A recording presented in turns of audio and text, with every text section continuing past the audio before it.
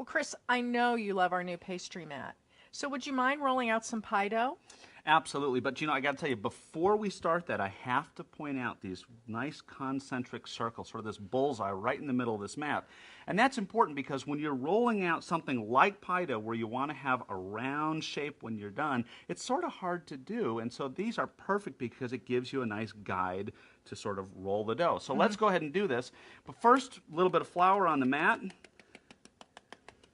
And then we're going to go ahead and put the pie dough right on to the center of the mat.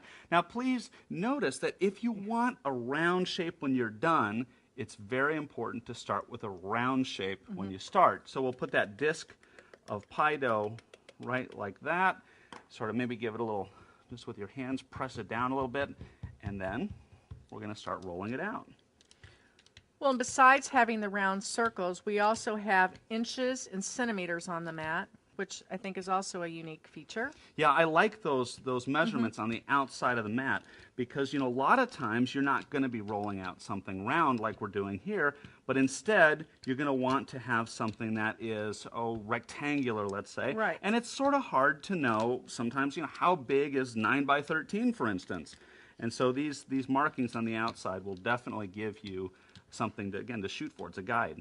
Well, you're rolling out a pie dough right now, but you know what? You can also use this for tarts or for pizza. Yeah, any dough on this mat just works perfectly. And I have to tell you, one other thing just about pie dough is you want very, very minimal amount of moisture, and you want a lot of fat in the dough because what that does, that's what gives you the flakiness that everybody wants to see in a pie dough, and it also sort of helps resist sogginess, and so you have a much better textured dough when you're done. So look at that. I think that's just about got it. So now let's go ahead and put it into our deep dish pie plate. And to do that, to get the right size, we're shooting for that 12-inch outside circle there. And in the event that we would overshoot the circle, we could use the pizza cutter very lightly to trim the dough, right? Yeah, that's a really, really good point, Lisa. Because one thing you don't want to do on this mat is to cut with a knife. That is absolute, don't do it, because that would be a disaster on here. Instead, you could use the cutter on here, but use it very, very lightly. With a light touch. So now we've put the dough into the bottom of the pie plate, and very simply I would just take the outside, the edge of the dough here, and just with my fingers I'm sort of rolling it back to give a nice little rim. So we're going to go all the way around the pie plate. Again, rolling it, taking that dough and rolling it in my fingers and pushing it down to make a nice lip on the edge. So all the way around, this is going to be a nice looking pie crust when we're done. Well, I think consultants are really going to appreciate understanding how to roll a pie dough on our new pastry mat.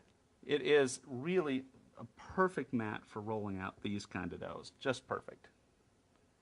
Okay, Chris, now we're going to focus on the mat being heat resistant. So why don't you demonstrate some peanut brittle for us? All right, peanut brittle it is, and that's a perfect thing to show on this mat. Here's our peanut brittle. So far what we've done is we've cooked sugar, corn syrup, and peanuts until almost 300 degrees. See, it's nice and brown in there. And now this is the trick. We're going to go ahead and put in a little bit of baking soda. Now watch this. As you mix in this baking soda, it's going to start to foam up. You see that? It started getting all foamy like that, starting to do just like a volcano. That's perfect.